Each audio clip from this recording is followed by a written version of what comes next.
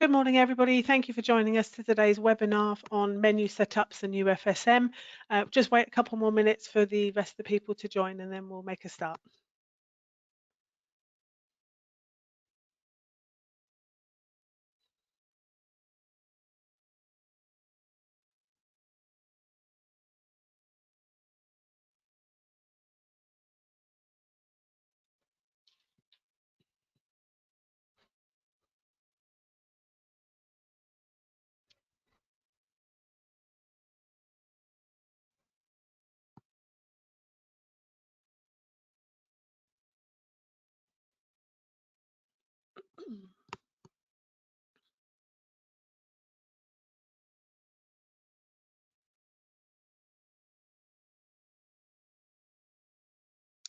Okay, we're going to make a start now. As you can see from the screen, the agenda that we're going to follow today is all about the menu and registration module, menu setups, setting dates in the menu, setting close dates, the UFSM setup, how to do that, and any amendments to meals that have been booked or if any cancellations need to be made. Right. So I'm going to take you into our test site that we use. What we're going to do first of all is we're going to look at the menu setup. So I've already started a menu for the first week back in September. So in order to add a new menu, all you need to do is go into the menu and registration module on the dashboard, click on to add a new menu. When you click onto the menu, you'll get a box that pops up like this. So initially, all you need to do is put your menu title on. A lot of schools do like a 2 or 3 week rolling menu, so it might be easier for you to say autumn term week 1, week 2, week 3, or however you want to do it. You need to add in the cost of the menu for each of your children, and then once you've put all your information on and you're happy with it, then we can publish it so that the parents can book. On this box here, you'll see that there's when your menu will expire. A lot of schools set it for 7 days before the menu date. Now, the menu date is always the Monday of the week of the meals that are being booked. So a lot of people, because of getting the information to the kitchen, they like to set it for 7 days before the menu date, which means that the parents can book up to 9 o'clock the previous Monday. But you can see from the drop-down menu here, you can set your expiry date for anything you want to do. Some of them you can just do it straight up until the time of the menu. It depends how your kitchen works, so it's really up to you what time you set on there. When you're setting up a menu, you would normally have your meat course, your vegetarian course, jacket potatoes, something like that. So what we have to do is we have to set each course for Monday to Friday and then save it. So as you can see here, I've already added the meat course. So we've got the chicken, we've got the beef, the pork, toad in the hole, and fish and chips. Once you've written everything along on that area there, you then save the course. You have the same price there that is set up here, so that whenever the parents go in, they're going to get charged £2.50 per meal. If you then want to add your vegetarian area, then you would put your vegetarian bit in here. And then for each day, you would add whatever the vegetarian course is. So it might be cheese flan. I don't know much vegetarian. Penne pasta.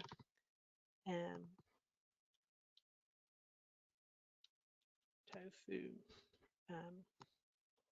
Vegan nuggets. And I don't know, vegan sausages. Okay, when you've added all your information going along here, you can put in your vegetables, and if you want to put your puddings on there as well. Once you've added all of that in, you're going to put your costs in there again, so it's £2.50, and you're going to create the new course. And then up here, you're going to get a box that says the menu has been saved. So if you click on OK, you'll see that you now have your meat courses and your vegetarian courses. So you would just follow that down if you then wanted to add your jacket potato, or if you have a sandwich selection or anything like that. In this area here, you're going to put the active dates of the menu. And this is where you need to make sure that everything is okay. Because if you have a 3-week or 2-week rolling menu, you have to make sure that the correct dates are added to the correct menu. Because once they're published and the parents go in and they start to book the meals, if you've made a mistake putting the dates on, so say you've put menu 1's dates on menu 2, If there's already meals booked, it all gets a little bit messy because you can't just wipe out what you've already done because you're going to lose all the records that have been done. So it's always best to make sure that you have the correct dates on here. And as I say, always key it as the Monday. So Monday, the 5th of September is already on there. If this was a 3-week rolling menu, the next date you would put on would be the 12th, 19th, so it would be the 26th in there. So the 12th would be menu 2, the 19th would be menu 3, and then the 26th you'd be back on this one. And then you just click on add. And if you go back into your menu, you've got those 2 dates showing there. When you're setting up the menus, we do recommend that you don't put on more than either a half term or a full term at any one time, because as we've learned from COVID, if anything happens and the school has to close down, then it causes a lot of work for the schools to have to then refund parents and rejig the meals around. So we always suggest that you only put on 6 weeks or a full term, and it just helps with your reporting as well. When you're setting up the menus, please can you make sure that you set the correct close dates if your term finishes midweek, or if you know that there's, if your school is used as a polling station, or if you've got any training days coming up, you need to set the close dates for those days before you publish the menu, because again, if you don't look at setting the close dates and parents go in and book meals, then it all can get a bit messy again, because you're going to have to do refunds or move the different meals on to different days, or just to make sure that everybody's okay, because you're not going to be serving meals on that day. To set a close date, all you need to do is to go into here on the menu and registration screen, click on that, and you can set your close date. Now, we've already got an existing close date of the 12th of July on here. But all you need to do is set a close date. So I'm going to set it for, say, the 7th of September, because we might have a training day on that day. All that does is it sets the close date so that when the parents go in to book their meals for that week, the 7th will be blocked out, so nobody can book any meals for that date. If you've set a close date and it's been set in error, what you can do is you can come back into here and delete that and just remove the closure so that the parents can then book. If you try to set a close date and there's already meals booked for that date, this will not let you make any put any close dates on here. So when you try and put a date on, so if I put on the 7th of July, because I know there are meals booked for that day, you'll get a warning message that comes up to say that you're unable to set the close date because there are already meals booked. What you would then have to do is you need to come into support and let us know that you need to set a close date, but there are meals already recorded. To find out what meals have been booked for that day, so you would then have to come back into your menu and registration module, click on your view meal reports, and then you can have a look at your catering sheets for the 7th of, I'll do the lunch sheets because that's daily. If we look at the 7th of July, because we know that we've just tried to set that, we can have a look on here and see who has actually booked meals, because what you'll need to do is if you need to refund the parents, then you'll need to find out which parents have actually booked a meal, or if they're free school mealers, then you can just cancel the meals.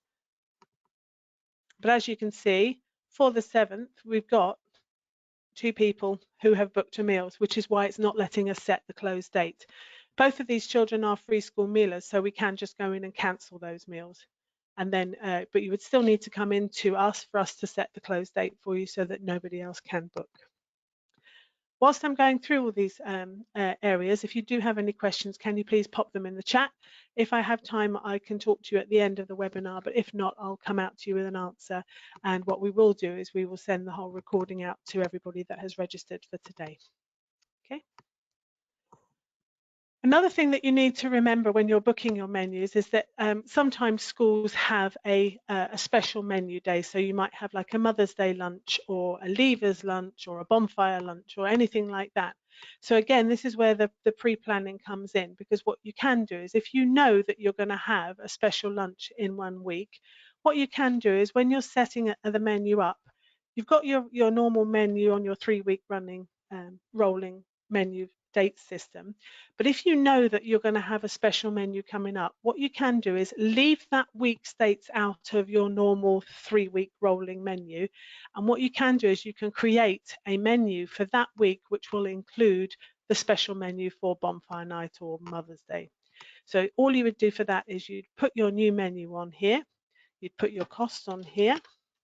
You could call it your special menu for week containing special menu, and you can say it for Bonfire Night or whatever it is you want to do. Add your new menu on here. And what you would do is, whatever week that special menu rolls into, you'd put your normal food in here. For the say your special menu is for the Tuesday. For the Monday, Wednesday, Thursday, Friday, you would just put all your normal food on. But for the Tuesday, you would have your special menu there. So if it is for something like Bonfire Night, you might be having sausage and mash or something like that, which is just slightly different to the normal menu that you would have. So you do it in exactly the same way. You'd have your meat course, your vegetarian course, and your jackets and sandwiches if that's what you normally have. Everything is exactly the same as the normal menu, but apart from the day where your special menu is going to be. And then you just create your course, and in here you would just add the date of the special menu week. So if you're particularly if it's for Bonfire Night, if you just check to see when the bonfire is, so we could have this as the 7th of November. So we could add the 7th of November in there. And then we know that for that week, we've got normal food, Monday, Wednesday, Thursday, Friday, but on the Tuesday, you're going to key in your special menu for your bonfire night.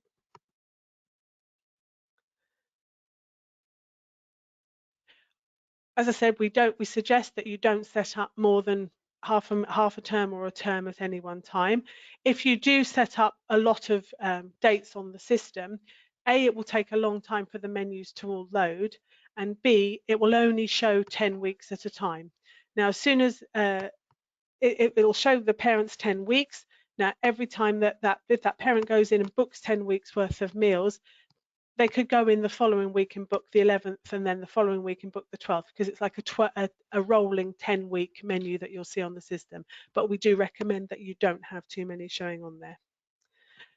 Once you're happy with all of your menus that you've put on, then you would just publish it. I'll publish that one. And then save your menu information. So now if a parent goes into book a meal, if I pick a child on here,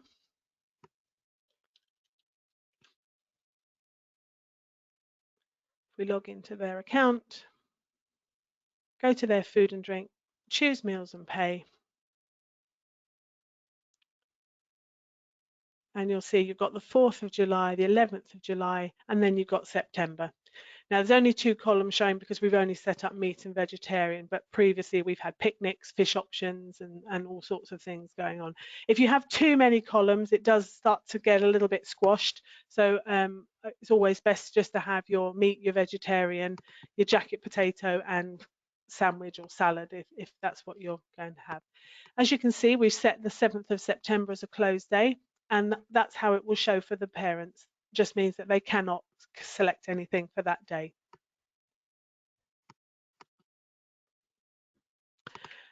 With your children that are coming in September, that are going to be UFSM, every year you need to set up a UFSM audience group.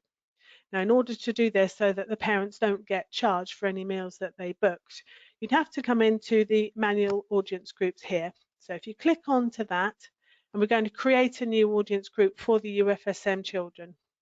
So you click on audience group, you add an audience group, and what we normally suggest is you call it the UFSM for 2022-23, which it's going to be. It's going to be 2022 going into 2023, and you're going to add the children.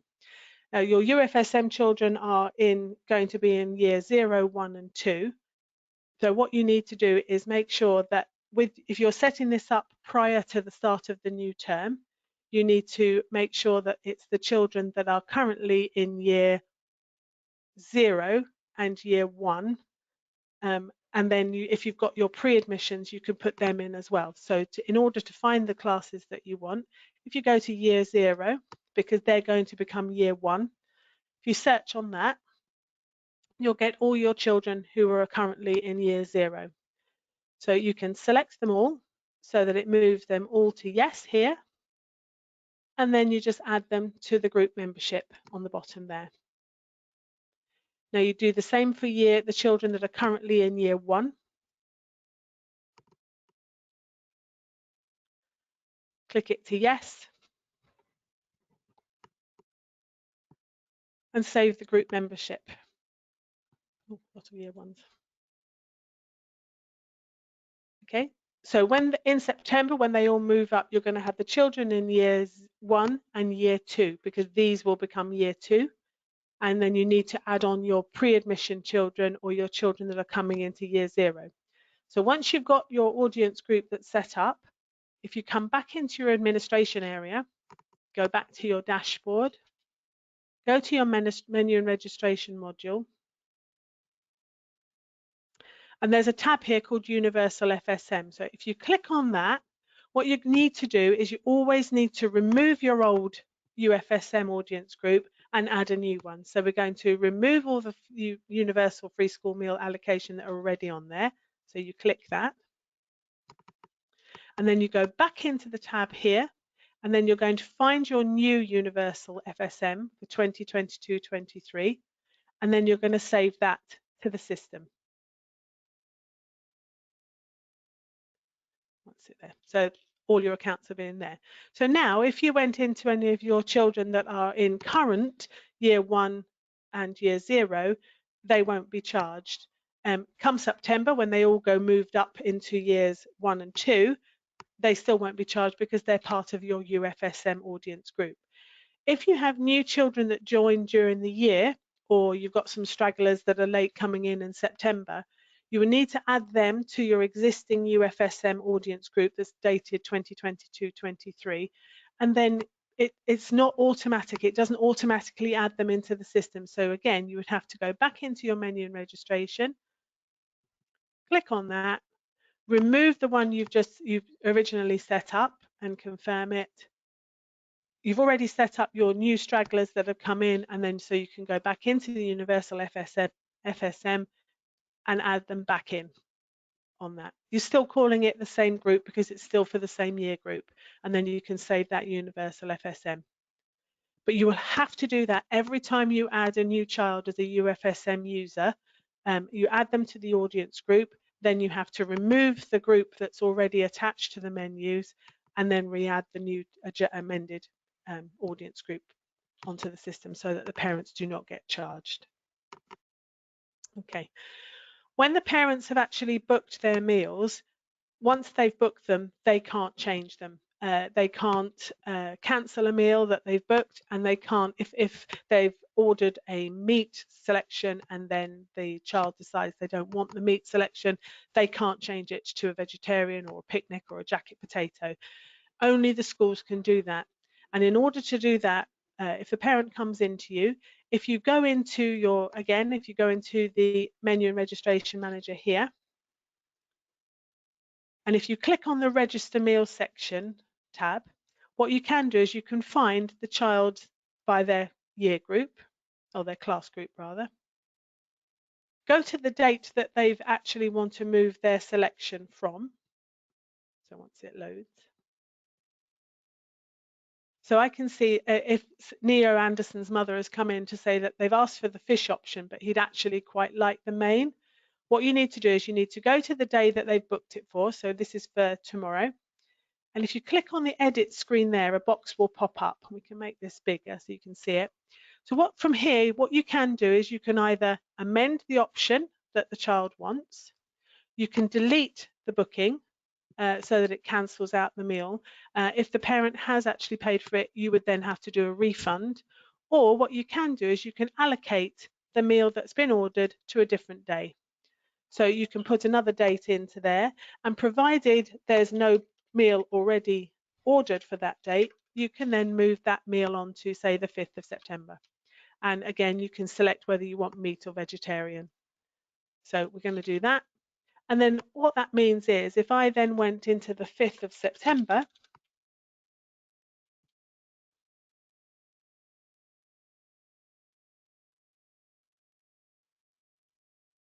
does take a little while to load. You can see that Neo Anderson's meal has been moved from there. And if I went back into tomorrow's meal, there wouldn't be a meal showing for him. So you can always do that. The schools can do that, but the parents can't. But what you do need to remember is if your menu's cut off a week or 2 days or 3 days before the actual menu date, you don't want to be messing the kitchen around if the parents want to change their options. So make sure that you're only changing your options within the scope of what the kitchen the information that the kitchen needs. So if a child is off sick, you can also use this edit button to again allocate the date, the meal that's been booked to another date, or you can cancel it. It helps for your reporting and keeps your numbers straight on the system. Staff can also use the meal booking system in order for the staff to be able to show up onto this the register meals system here. All of your staff would have to be registered as staff reg. So we'd have to annotate the accounts properly to make sure that they show up properly. So in order to do that, we can go into the manage account profiles and we can look for all the staff accounts that we have. And you'll see that they're all registered as staff type. But if we move this to staff reg, and then we move this to staff class staff 1 and save the changes. If I then go back into the menu and registration system and I click on register meals, there should now be a staff 1 class. And you'll see there's only Joe Bloggs on there at the moment. So if any of your staff do actually want to book and pay for meals, we need to make sure that all the staff they're designated as staff reg and their class is staff 1. If they're not on there, then they won't show on the register meal screen and you won't be able to get any reporting out for the kitchens.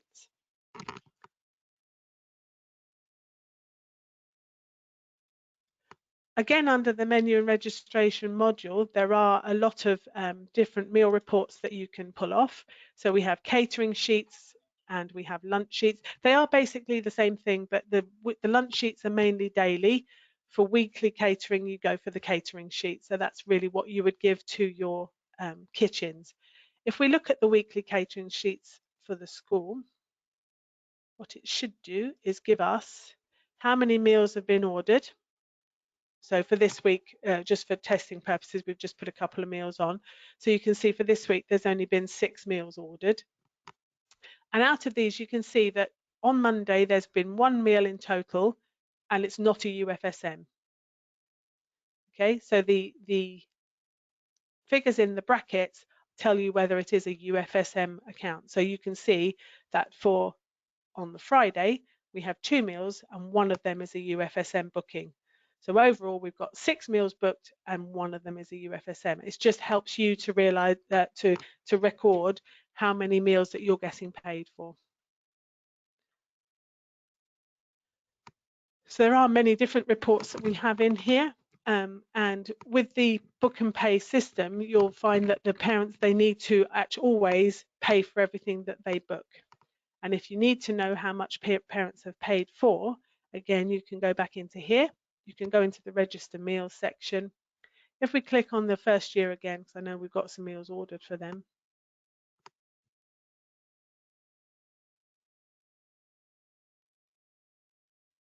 If you click onto the data, the date little sort of calendar icon that's on the left, if you click onto that, this will give you the information for this student. So for Neo Anderson, when it loads,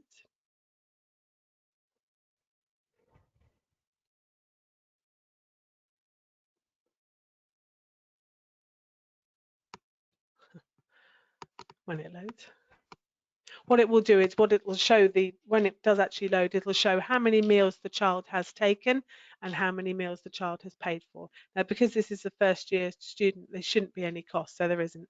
So you can see that this child, for this week, they've not really had any meals at all because this is a test site, so it's a sort of quite a dummy site.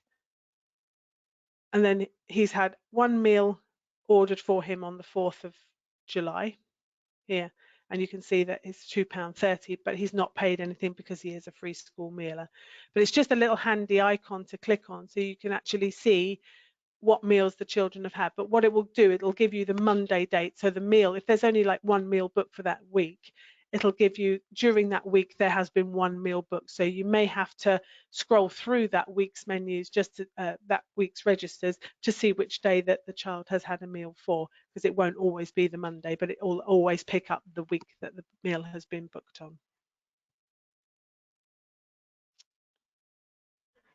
I think that's all for the menu and registrations. I've got no questions so far coming up. What we'll do is we'll send you out the recording of the webinar that we've done today. If you do have any questions at all, please come into support at wisepay.co.uk. And we can answer any questions that you have. But the three main things are to remember is that make sure that you put the right menu date onto the right menu. Make sure that you close off any close dates that you need prior to putting your menus onto being published so that parents can see it. And if you've got any special menus, particularly around the Christmas time, sometimes you'd have a Christmas meal, you can either set it as part, as we showed you today, you can set it as part of your weekly menu, or you can set it as a close date, and then what we can do is we can set you up a bucket blanket product for the parents to book separately. But again, you would need to come into us to let us know so that we can set a system, we can set a product up for you so that you can add the details that you want to have, particularly for the Christmas menus. So thank you for joining us today. I'll keep the lines open for a little bit if you want to add any questions. But as I say, if you need any help at all, just please come in to us at support@wisepay.co.uk. Thank you very much for your time.